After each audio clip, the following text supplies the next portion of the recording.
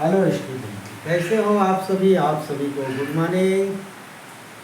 और जैसा कि आप लोग जानते हैं, आपको हमने इससे पहले आप बताया था सेल में साइटोप्लाज्म के बारे में। क्या होता है साइटोप्लाज्म, आप बेहतर तरीके से समझ गए होंगे। अच्छा, समझेंगे आप। उसमें अगर देखा जाए तो न्यूक्लियस जो होता है, न्यूक्लियस के बाहर और सेल मेम्ब्रेन के अंदर, न्यूक्लियस के बाहर सेल मेम्ब्रेन के अंदर के पूरे मटेरियल को साइटोप्लाज्म कहा जाता है, जिसे हिंदी में आप बोलते हैं कोशिका द्रव्य। कोशिका द्रव्य या इंग्लिश में उसे बोला जाता है साइटोप्लाज्म। अच्छा, साइटोप्लाज्म के बाद आपका जो 11th वाली जो बुक है आपकी बालाजी, जो आपके क्लास में चलती है,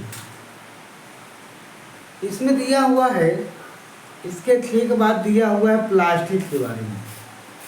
इसके बारे में प्लास्टिक के बारे में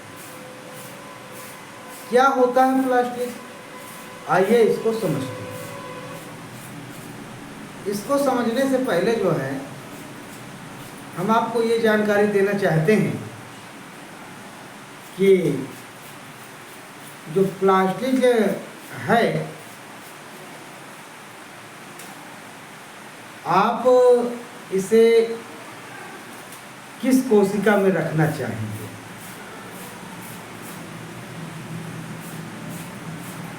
पादप कोशिका है, जब्त कोशिका है, प्रोकैरियोटिक या नीली हरी शैवाल या कवक।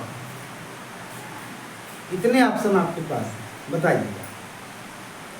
ये प्रश्न जो हमने बोला है, इसका उत्तर आप कमेंट बॉक्स में दीजिए। और लवक की बात चलिए शुरू करते हैं। तो लवक जो होता है, इसको इंग्लिश में बोला जाता है प्लास्टिक।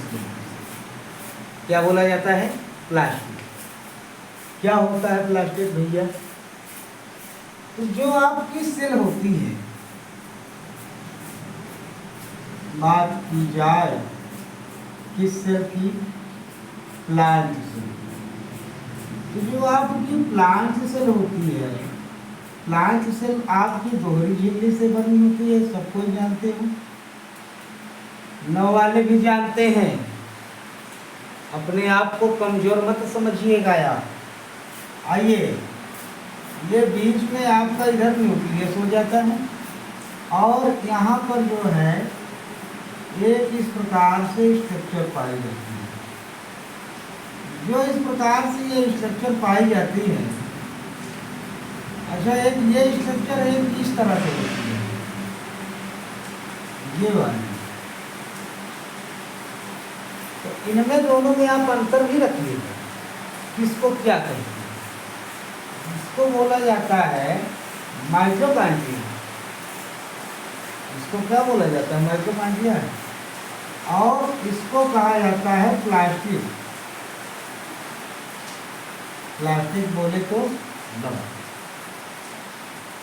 तो लवक जो होता है वो मुख्य रूप से पादप कोशिका में पाया जाता है। इसका मतलब ये हुआ कि जंतुओं में इसका अभाव होता है। अभाव मतलब एब्सेंट होता है जी। जंतुओं में इसका अभाव होता है, ये एब्सेंट होता है। ये पाया जाता है सिर्फ प्लांट सेल में।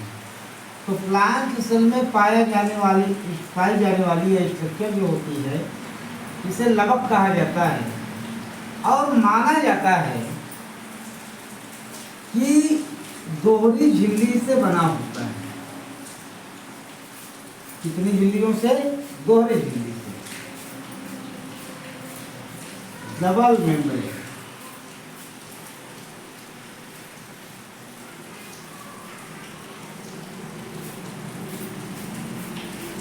डबल मेम्ब्रेन बाउंड स्ट्रक्चर कैसी होती है? डबल मेम्ब्रेन बाउंड स्ट्रक्चर, दोहरी झिल्ली से बनी संरचना है। आइए, तो दोहरी झिल्ली से बनी जो ये संरचना होती है, इसकी खोज किसने किया? पहले खोज पर चलिए। तो इसकी खोज जो है हेकल नाम के वैज्ञानिक ने 1865 में किया था। कब किया था? हेकल नाम के वैज्ञानिक जो है 1865 में किया था।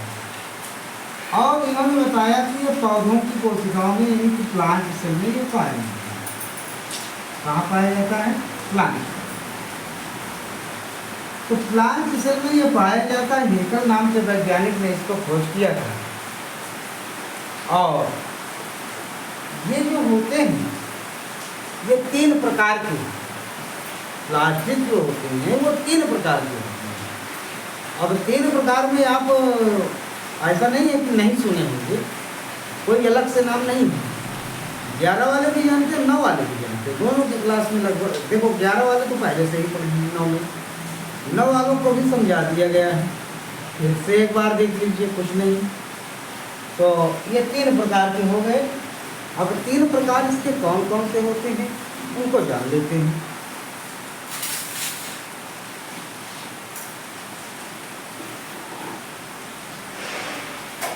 ये आपके पास रहेगा, आप परेशान मत होइए, ठीक है।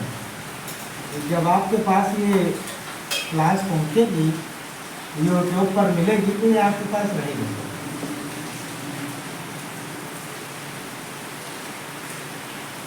एक होता है अवर्णी लवक। एक क्या होता है?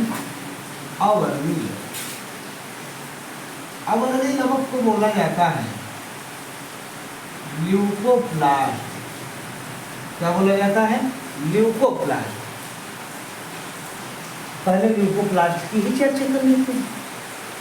ल्यूकोप्लास्ट जो होता है ये मुख्य रूप से जो है, पहली बात तो इसमें कोई रंग नहीं है, अर्थात ये कलरलेस होता है, जिसे हिंदी में आप बोलते हैं रंगहीन होता है।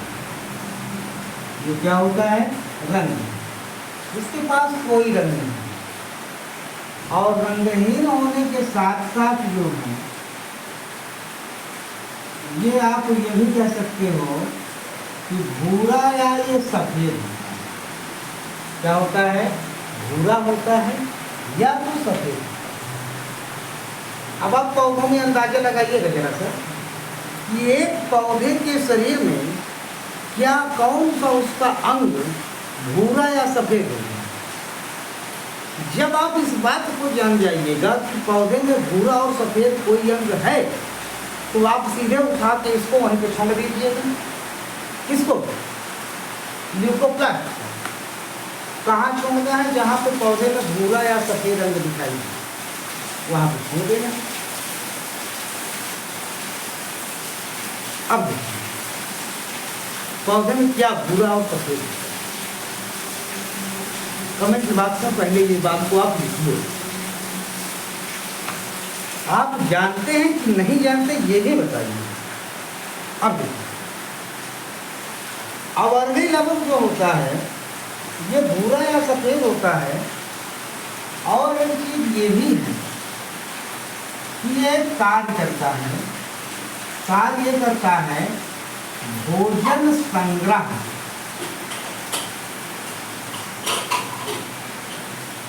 क्या करता है? भोजन संग्रह का कार्य करता है। ये कौन सी बात हुई? भोजन संग्रह। अभी धीरे धीरे करके आपको पता चलेगा।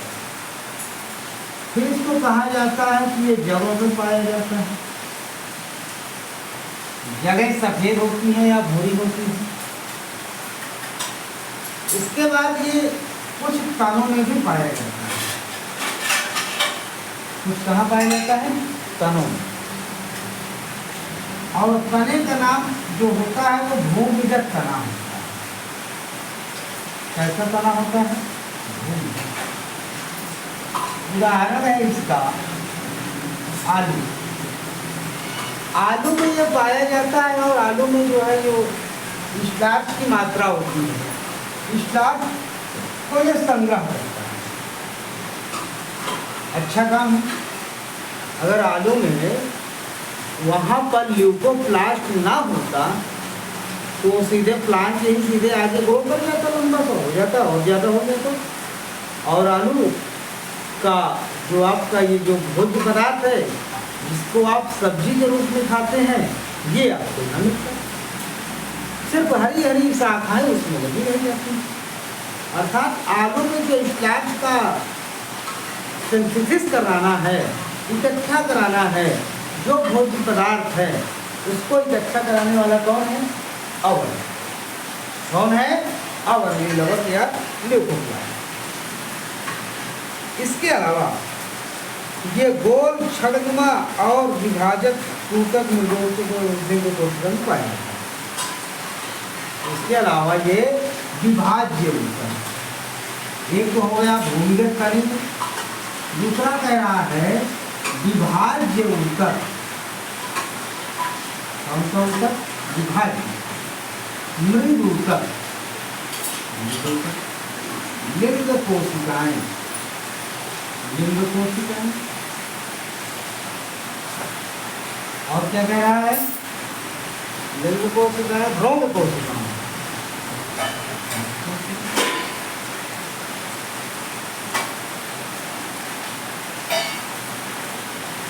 यहाँ पर पाया जाता है। कहाँ कहाँ? भूमिगत तले में, विभाज्य ऊतक, मृद ऊतक, लिंग कोशिकाएं, भ्रूण कोशिकाएं। अब इसको हम कैसे समझेंगे कि जो हमारे समझ में आ जाए, आप सबको समझ में आ जाए, आप पौधे को देखें तो आप जान जाए कि हाँ ये उसके भ्रूण कोशिका में है, या उसके लिंग सेल में है, या उसके जो है विभाज्य ऊतक में है, उसके मृद ऊतक में। हम कैसे जाने भैया?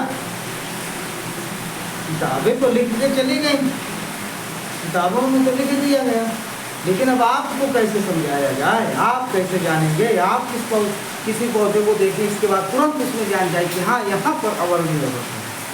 आपको जानने के लिए थोड़ा सा समय लगेगा, थोड़ा सा समय दीजिएगा। हमको थोड़ा पानी पीना है, हम पानी पी करके तुरंत आपको बताते हैं।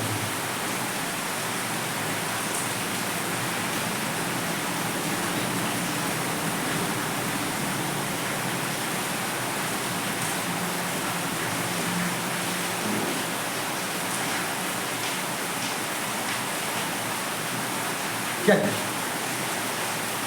तो जो आपका भोजन का वो भोजन नहीं, विभाज्य ऊतक। सबसे पहली बात लिखी है विभाज्य ऊतक। देखिए, आप स्वतंत्र रूप से इसको समझिए, ठीक है ना? मतलब बहुत ज़्यादा आपको तनाव, टेंशन की जरूरत नहीं है। आराम से इसको समझिए। बारिश भी हो रही है, आवाज़ थोड़ा सा डिस्टर्ब हो रही है, लेकिन कोई दिक्कत नहीं, आप लोग ईयरफोन लगा के सुनिए। जैसे कि हमने इसमें बताया कि ये विभाज्य ऊतक में पाया जाता है, तो विभाज्य ऊतक पहले हम जाने आखिर है कहाँ। तो हमने 9 में, 9th में है या 11th में है, हम कहीं तो बताए थे। चलो हमको याद नहीं आ रहा हम कौन सी क्लास में बताए हैं, लेकिन कहीं ना कहीं विभाज्य ऊतक की चर्चा हमने किया था। हमें याद नहीं आ रहा कि यह कौन से सेक्शन में बताए थे। एक सेक्शन भी कई हैं, अब याद नहीं आ रहा कौन से सेक्शन में बताए थे, तो आपको यहाँ पे बताए दिए हैं, ठीक है? सभी लोग समझ लीजिएगा, ध्यान से देखिएगा। अच्छा हाँ, ठीक, 10th A में बताए थे, याद है। जो 10th A वाले हैं वहाँ पे हमने चर्चा किया था, उनमें जो है हार्मोन्स, तो वहाँ एक हार्मोन्स की चर्चा की थी हमने, ऑक्सिन हार्मोन। और ऑक्सिन हार्मोन्स में हमने बात किया था कि जो विभाज्य ऊतक में होता है, वहाँ पर बात किया था, याद है। चलिए ध्यान दीजिएगा।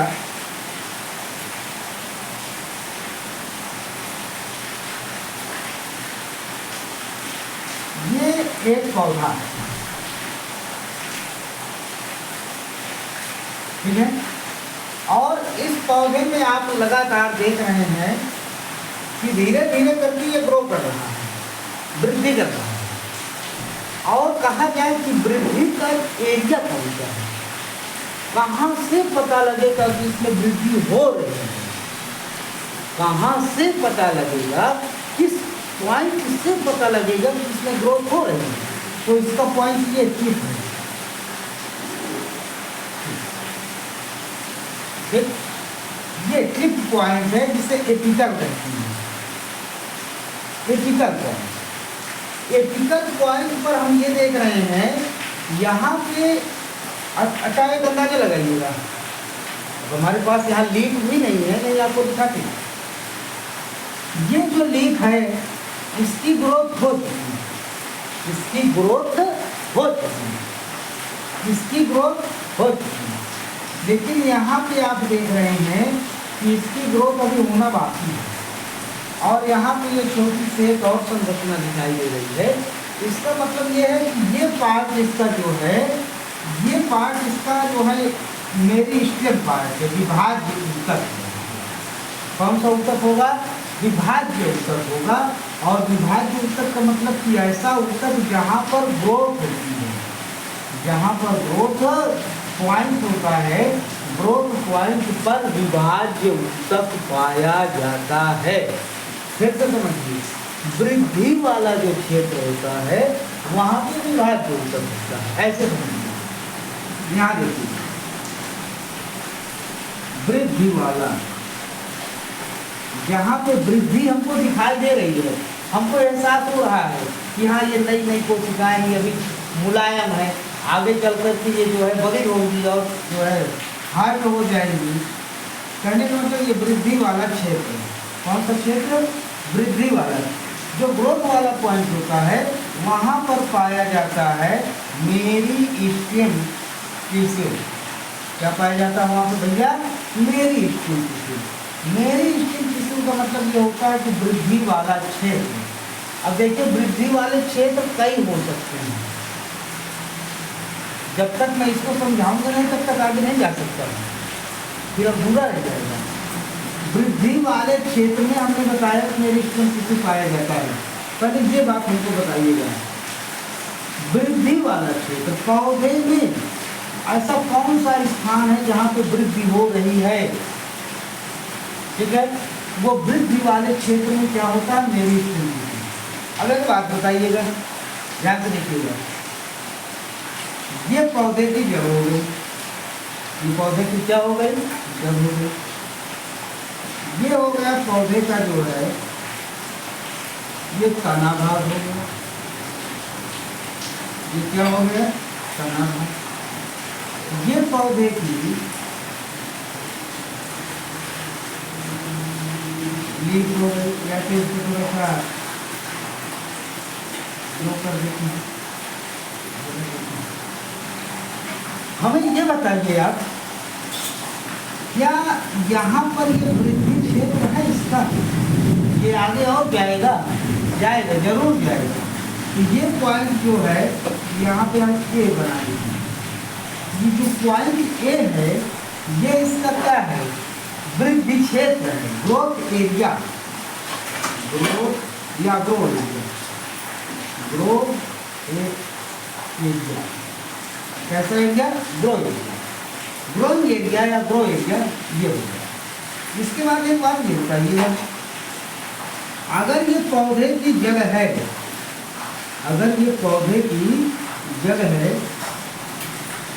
तो क्या ये जड़ जो है आगे जाएगी, नीचे जाएगी या नहीं? इतना बताइएगा, ध्यान से देखिएगा।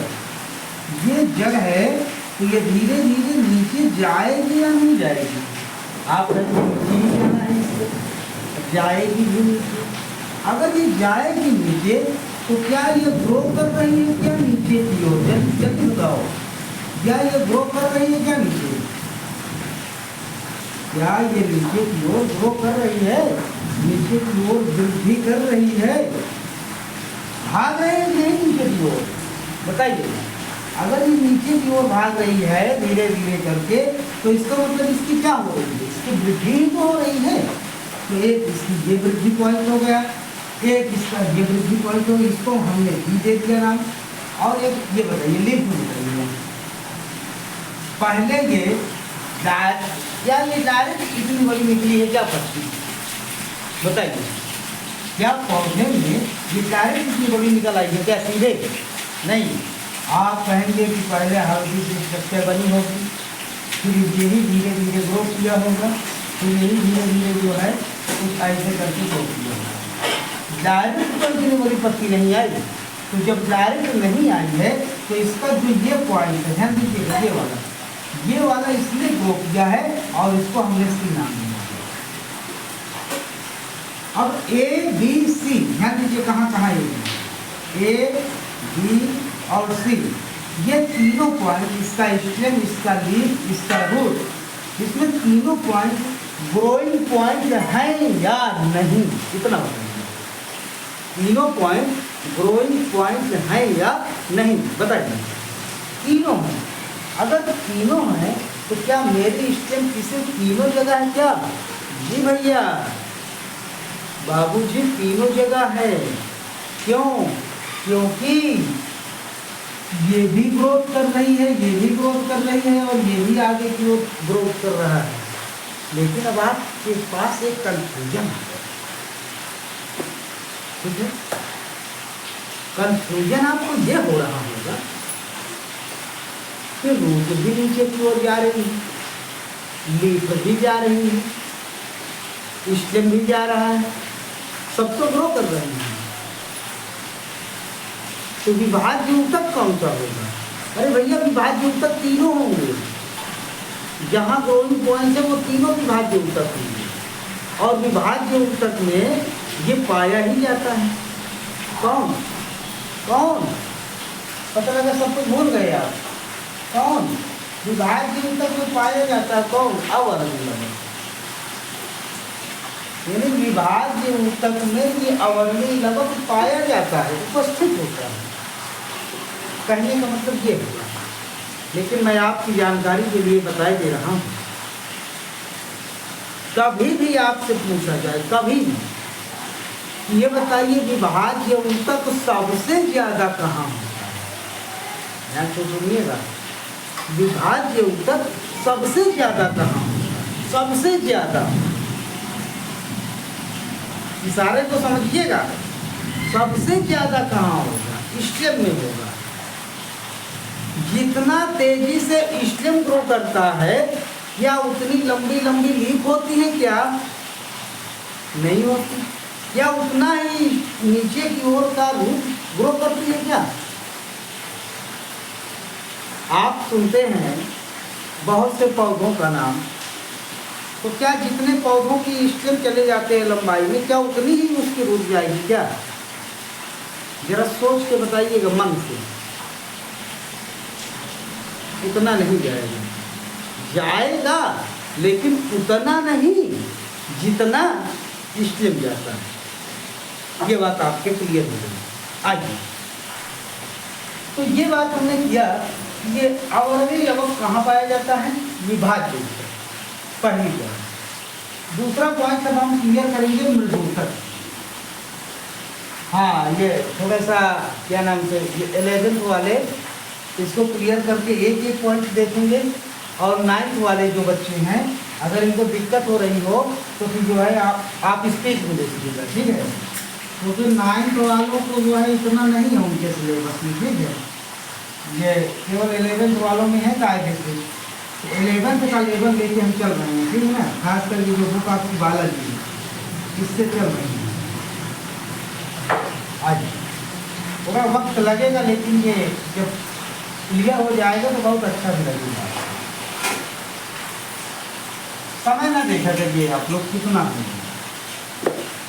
चलो, विभाज्य ऊतक। अब कह रहा मृदूतक।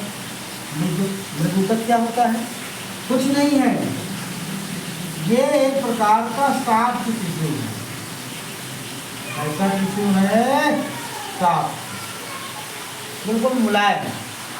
अब पौधे के कौन से भाग होते हैं जो बहुत मुलायम होते हैं? बहुत मुलायम होते हैं। जैसे आपने कभी सुना होगा केला का नाम, खाया भी होगा, सुना भी होगा।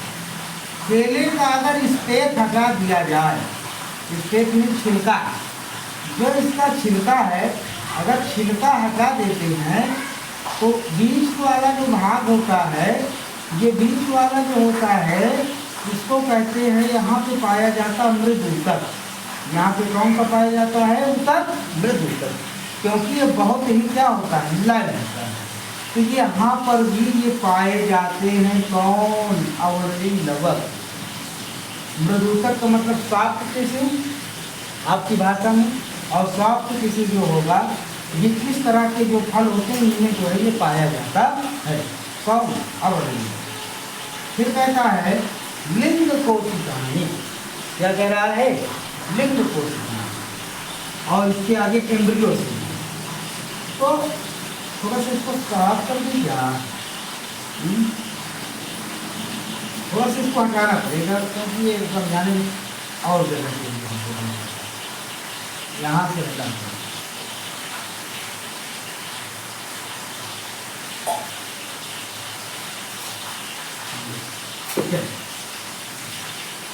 लिंग कोशिकाएं क्या होती है पौधे में, लिंग कोशिकाएं। क्या आप कभी पराग कवक का नाम सुने हैं? क्या अभी कभी आपने अंडक का नाम सुने हैं? जो आप स्त्रीकेसर नाम सुनते हैं, जायांग और कुमंग नाम सुनते हैं, या फ्लावर नाम सुनते हैं, तो फ्लावर जो होता है ये पौधे का रिप्रोडक्टिव पार्ट होता है। फ्लावर जो होता है, फूल जो होता है, पौधे का रिप्रोडक्टिव पार्ट है, जनन अंग होता है, और उसी जनन अंग से जो है लिंग सेल जो है निकलती है। लिंग सेल के कहने का मतलब ये है कि पौधे में जो परागकण है, क्या है, परागकण, ये अंजक है, तो ये युग्मक होते हैं। ये क्या होते हैं, युग्मक होते हैं। और इनके निर्माण में, इन युग्मकों के निर्माण में जब इनका निर्माण होता है एक विशेष प्रकार की कोशिकाओं के द्वारा होता होगा। सीधी सी बात है भाई, परागकण बनेगा, अंडक बनेगा पौधे में, तो जिससे होगा, जिस कोशिका से होगा उसे क्या कहेंगे, सेक्स सेल कहेंगे। उसे क्या कहेंगे, सेक्स सेल कहेंगे। और सेक्स सेल जब निर्माण होता है उसका, सेक्स सेल का, तो उसके निर्माण में किसकी भूमिका होती है, अवरली होती है। इसकी भूमिका होती है इसके निर्माण में, या ये कह दीजिए कि सेक्स सेल में पाया जाता है। कौन पाया जाता है, अवरली। कहने का मतलब ये। अब इसका रिजल्ट क्या होगा, एम्ब्रियो में दिखाई देगा। इसका रिजल्ट एम्ब्रियो में दिखाई देने वाला, बहुत कंसंट्रेट होकर सुनिएगा। अभी आपको बहुत ही अच्छा फील होगा जब एम्ब्रियो इसका मिलेगा आपको। आगे है भ्रूण कोशिका। भ्रूण कोशिका, एक बात ये बताइएगा, भ्रूण कोशिका जो होती है इसको एम्ब्रियो सेल बोला जाता है, और एम्ब्रियो से आगे चल करके एक जो है फ्रूट बनेगा। क्या बनेगा, फ्रूट बनेगा, फल बनेगा। और फल जो बनेगा, मैं उदाहरण दे रहा हूँ आपको टोमेटो का, उदाहरण किसका दे रहा हूँ आपको, टोमेटो का। आप ये बताइएगा, जब टोमेटो लगता है, जब टोमेटो का फल लगता है और छोटा सा होता है, इतना बड़ा होता है, टोमेटो का जो फ्रूट है, ये फल है, जो लगता है जब ये, तो कितना बड़ा होता है, बहुत छोटा सा होता है भाई। फूल आया, फूल के बाद जब इसमें फल लगा तो बहुत छोटा सा होता। क्या ये जब छोटा सा था, ध्यान दीजिएगा, जब ये छोटा सा था, क्या कभी लाल रंग का था, बोलो, तभी लाल रंग का था जब छोटा सा था। आप कहेंगे कैसी बात, कभी शुरुआत में ही लाल होगा, नहीं भैया। फिर कैसा था, सफेद था क्या, फिर कैसा था, पीला था क्या। आप कहेंगे इसकी तो बातें न करिए, लाल पीला कहाँ से होगा, लाल पीला तो ये परिपक्व होने के बाद होगा ना, थोड़ा सा और ग्रो करेगा तब तो होगा। अभी तो इसका बिल्कुल से जो है ये शुरुआती स्टेज है, तो शुरुआती स्टेज में किस रंग का होगा, वो सफेद। किस रंग का, सफेद। लेकिन इसका वजह क्या है, इसका वजह क्या है, तो वजह जानोगे तो इसका वजह यही हुआ कि लिंग सेल जो होती है, सेक्स सेल जो होती है, सेक्स सेल में पाया गया ल्यूकोप्लास्ट और सेक्स सेल के बाद सेक्स सेल से जो गैमीट बने, गैमीट ने आपस में जो है पॉलिनेशन किया, पॉलिनेशन के बाद फिर फर्टिलाइजेशन हुआ, फर्टिलाइजेशन के बाद फिर एम्ब्रियो बना, और एम्ब्रियो की जो सेल थी, एम्ब्रियो की सेल में पहुंच गया कौन, ल्यूकोप्लास्ट, और एम्ब्रियो की सेल में पहुंचने के बाद एम्ब्रियो से जो बना फ्रूट, फ्रूट मीन्स फल, एम्ब्रियो से जो बना फल वो भी कैसा हुआ, शुरुआत में सफेद, तो सफेद हुआ तो किसका प्रभाव, ल्यूकोप्लास्ट का, किसका हुआ, ल्यूकोप्लास्ट का। ये आपका हुआ इसकी उपस्थिति, क्या हुई, इसकी उपस्थिति, किसकी, ल्यूकोप्लास्ट, बोलो समझ में आया, ल्यूकोप्लास्ट की क्या हुई ये उपस्थिति। अच्छा थोड़ा सा बच्चा इसके जो है प्रकार कर लेते हैं, इसके बाद फिर बंद करते हैं, क्योंकि हमें लगता है कि एक एक पार्ट में लगभग आधा से 45 से 40 मिनट लग जाएगा, आधा मिनट से ऊपर जाएगा, तो आप थोड़ा सा इसके प्रकार की बात करते हैं। बारिश हो रही है, आप लोग घर में आराम से तैयारी कीजिएगा, परेशान मत होइएगा, ठीक है ना, घर में अपना रिवीजन करते रहिए, जो सब्जेक्ट आपका नहीं पूरा है उसको पूरा करते रहिए, बाहर मत निकलिएगा, बारिश बहुत ज़्यादा है।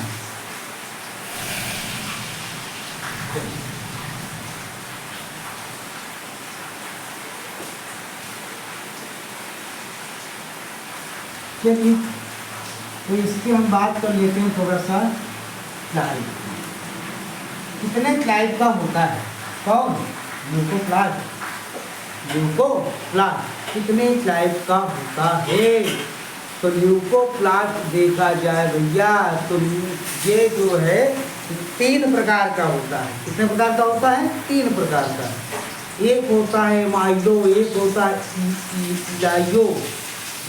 गाइयोप्लास्ट, एक होता प्रोटीनोप्लास्ट, 3 होते हैं, एक होता है थोड़ा सा इसके लिए देखना एमाइलोप्लास्ट, ये हाँ एमाइलोप्लास्ट,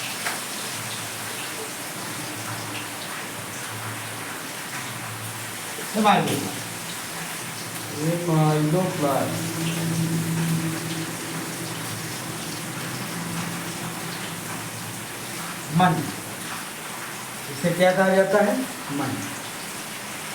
इलायोप्लास्ट ये और प्रोटीनोप्लास्ट, तो तीनों की चर्चा करना, लेकिन पहले एक ही की चर्चा करनी। तो इमाइलोप्लास्ट, अब देखिए ये क्या है, सबसे पहले अपने मन से ये निकाल दीजिएगा कि लवक जो है हमको 3 प्रकार के अलावा नहीं पढ़ना है।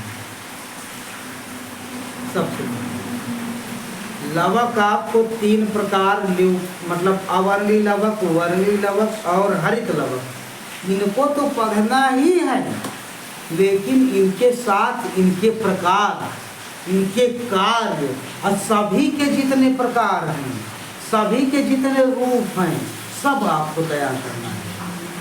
वो समय नहीं है आपके पास 9th वाला, हर भाग में हरित लवक, वो समय भूल जाओ, इसमें आपको काफ़ी जो है मेहनत करने की आवश्यकता है, ठीक है ना। चलिए पता लगा आप कहने की अरे सर 3 तो होते हैं, ये कहाँ से आ गया बीच में, क्योंकि आपका जो है नज़रिया वही है कि 3 है, 3 को बता दीजिए फुर्सत हो जाएगी, लेकिन नहीं, 3 के बाद ये इनके सभी के अपने अपने प्रकार हैं।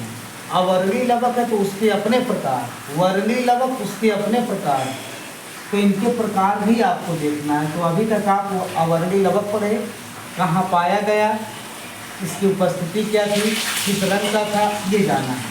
अब आपको जानना है कि इसके प्रकार कितने हैं। आइए अच्छे बच्चे की तरीके समझिए।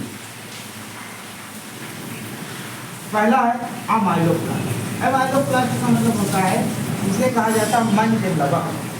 मंच लवक का मतलब ये होता है कि ये कहीं ना कहीं स्टार्च का संश्लेषण करता है, कहीं ना कहीं स्टार्च का या मंच का संश्लेषण करता है।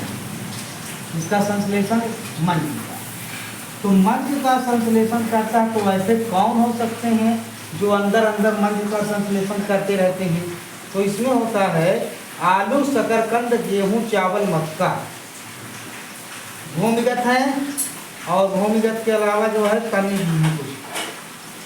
इसमें आता है भूमिगत तनी, क्या लिख गया, भूमिगत तनी, सामान्य तनी, सामान्य, और क्या है, ठीक है, और चलिए देखिएगा, इसके अंतर्गत आता है भूमिगत तने, सामान्य तने और जड़े। भूमिगत तने, सामान्य तने और जड़े, ये आते हैं।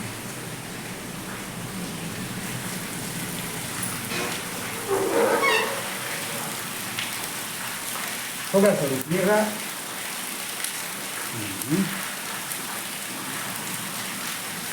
चलो तो समझिएगा, भूमिगत तने, सामान्य तने और जड़। अब आप ये बताइए भूमिगत तने क्या है? पहली बात तने की परिभाषा बताइए हमको,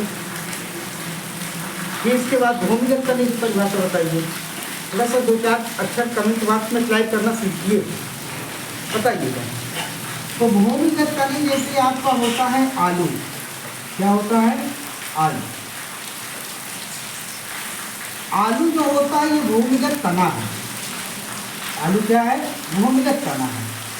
इसके बाद सामान्य तने में जैसे हो गया है आपका गेहूं, मक्का, अन्य भी है, शकरकंद, जगहों में क्या हो गया, शकरकंद। अब इनको देखिएगा, जैसे गेहूं हो गया, आलू हो गया, मक्का हो गया, शकरकंद हो गया, ये सॉइल पार्टिकल के अंदर है या नहीं? बोलो, सॉइल के अंदर है, ये है, सॉइल के अंदर है, सॉइल के अंदर है। अच्छा, सॉइल के अंदर वाले जल्दी समझ में आ जाएंगे, कोई बात नहीं आएगी। सॉइल के अंदर है तो सीधी सी बात है, यहाँ सनलाइट नहीं जाएगी। क्या नहीं जाएगी? सनलाइट नहीं जाएगी। जब सनलाइट नहीं जाएगी तो इनका रंग कैसा रहेगा, सफ़ेद या तो भूरा, सफ़ेद या तो भूरा। बोलो, शकरकंद का रंग कैसा हुआ, भूरा या सफ़ेद? और भी शकरकंद होती हैं, वो विशेष प्रकार के वर्णकों के कारण होती है, पिगमेंट्स के कारण। लेकिन सामान्य अगर शकरकंद की बात की जाए तो ये भूरा होगा या तो सफ़ेद होगा। किसके कारण होती है भैया? अमाइलोप्लास्ट। अच्छा, इसके कारण और क्या करती है? इसमें फूड मटेरियल स्टार्च जो है संग्रहण होता है, स्टार्च संग्रह होता है। या तो ऐसे रहो, संग्रह छोड़ो, स्टार्च स्टोर होता है। क्या स्टोर होता है? स्टार्च स्टोर हो जाता है। यहाँ पर भी स्टार्च स्टोर हो जा रहा है। तो आलू जो आप खाते हो, शकरकंद जो खाते हो, इसका जो खाने वाला भाग है उसमें स्टार्च की मात्रा बहुत ज़्यादा होती है, और इतनी ज़्यादा होने की वजह से आलू जो होता है, आपके लिए बताए दे रहे हैं, इसमें अधिक मात्रा में स्टार्च होने की वजह से कभी आपने सोचा नहीं होगा, जो ये होते हैं दुकान वाले, जिनको कहते हैं चाट वाले भाई, ये चाट वाले भाई जो होते हैं, ये आलू टिकिया बनाते हैं, आलू की टिकिया बनाते हैं। स्टार्च पाया जाता है, एनर्जेबल होता है, एनर्जी देता है आलू। आप लोग व्रत में सुनते हो, जब आपका फास्ट होता है, व्रत होता है, तो व्रत में आप आलू खाते हैं, आलू मिला लिया, गुड़ मिला लिया, आराम से उसको खा लिया, हलवा बना लिया, कई प्रकार के व्यंजन बनाते हैं। तो आलू क्या है? एनर्जेटिक है। क्यों एनर्जेटिक है? उसके पास स्टार्च, कार्बोहाइड्रेट है। उसी प्रकार शकरकंद ये भी ऐसा है। तो क्या इनमें एनर्जी नहीं है क्या? इनमें भी है, लेकिन क्या है कि इनकी अपेक्षा इनके पास कम है और ये सामान्य तने हैं। इनका काम होता है, गेहूं और मक्का में एमाइलोप्लास्ट का काम है कि बीज के अंदर जो भाग होता है जिसको कहते हैं एंजियोस्पर्म, एंजियोस्पर्म का फॉर्मेशन करते हैं। एंजियोस्पर्म का फॉर्मेशन करते हैं कौन करते हैं? एमाइलोप्लास्ट। ये हो गया जो है एमाइलोप्लास्ट। एमाइलोप्लास्ट कहाँ पाया जाता है? एमाइलोप्लास्ट जड़ों में पाया जाता है, सामान्य तनों में पाया जाता है और भूमिगत तनों में पाया जाता है। भूमिगत तने के अंतर्गत बात की जाए तो आलू और क्या नाम से और भी आते हैं इसमें, आलू है, प्याज है, सब क्या नाम से लहसुन है, ये भूमिगत तने होते हैं। गेहूँ और मक्का सामान्य तने हो गए, जड़ों में सकल तने हो गए। तो यहाँ पर क्या है, एमाइलोप्लास्ट पाया जाता है जिससे जो है इनमें किसका स्टोर हो जाता है, इसका स्टोर हो जाता है, स्टार्च स्टोर हो जाता है। ये बात आगे चलते हैं, कहाँ है आगे होता है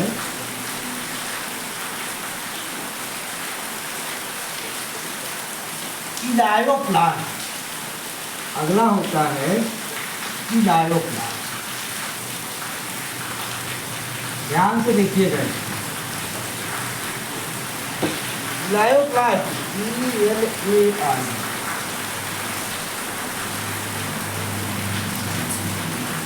इलायोप्लास्ट ये क्या करता है? ये लवक वसा का संग्रहण करते हैं, स्टोर इन फैट। इसका फंक्शन क्या है? स्टोर इन फैट, वसा को संग्रह करते हैं। वसा को क्या करते हैं? संग्रह करते हैं। उदाहरण ले लो, क्या है? तिली का नाम सुने हो? सरसों सुने हो? अलसी सुने हो? अलसी लिख दिया था, अलसी। तो सरसों है, तिली है, अलसी है, इनमें से तेल प्राप्त होता है। क्या प्राप्त होता है? तेल प्राप्त होता है। तो तेल जो प्राप्त होता है, तेल वाला प्राप्त करने के लिए पदार्थ, तैलीय पदार्थ बोले तो या फैट प्राप्त करने के लिए इनमें इलायोप्लास्ट होता है। इनमें या तो इसमें कह दीजिए सभी तिलहन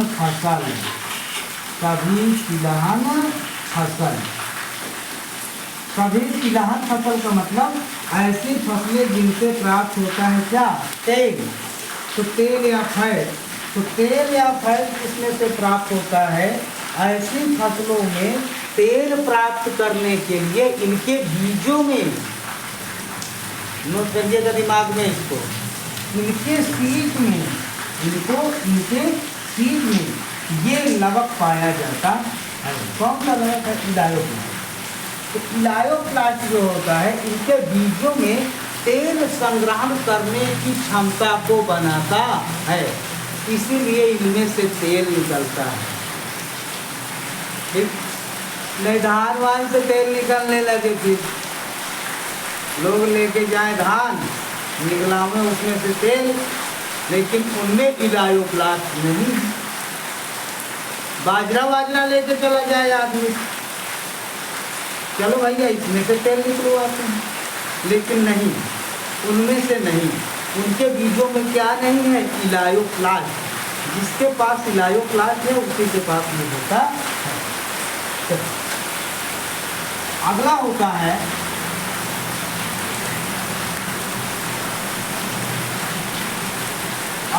है अगले का नाम है प्रोटीनोप्लास्ट। अगले का नाम क्या है? प्रोटीनोप्लास्ट।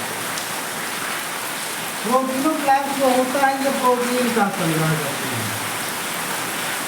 इसका संग्रह करते हैं, प्रोटीन का संग्रह करते हैं। ऐसे नमक जो प्रोटीन का संग्रह करते हैं उन्हें इलायोप्लास्ट का प्रोटीनोप्लास्ट कहते हैं। उसमें उदाहरण कौन है? हाँ, उदाहरण ये भाई आल दाल, आल दाल, जितनी भी दालें हैं, आल पल्सेस, आल पल्सेस, जितनी भी दालें हैं सभी दालों में क्या पाई जाती है? प्रोटीन पाई जाती है। किसी में कम किसी में ज़्यादा, लेकिन होती तो प्रोटीन है ना। दालों में प्रोटीन पाई जाती है, किसी के पास कम है किसी के पास ज़्यादा है, तो ये प्रोटीनोप्लास्ट हो गया। बारिश बहुत ज़्यादा होने लगी है, ठीक है, इसलिए इसको हमको यहीं पे रोकना पड़ेगा। और ये हमको लगता है कंप्लीट भी हो गया है, यहीं पे बहुत सही कंप्लीट भी हो गया। बारिश भी बहुत तेज़ होने लगी है, तो इसके बाद फिर हम नेक्स्ट टॉपिक जो होगा क्रोमोप्लास्ट पर चर्चा करेंगे, ठीक है। तो जय हिंद जय भारत, इसके 2 से 3 देखिएगा, और 11 वाले अपना जो है दिमाग खोल ले पाए, ठीक है। 9 वाले बेचारे छोटे बच्चे हैं, जहाँ तक उनको मन हो वहाँ तक देखिएगा, कोई आपको प्रेशर नहीं है, ठीक है। चलिए जय हिंद जय भारत।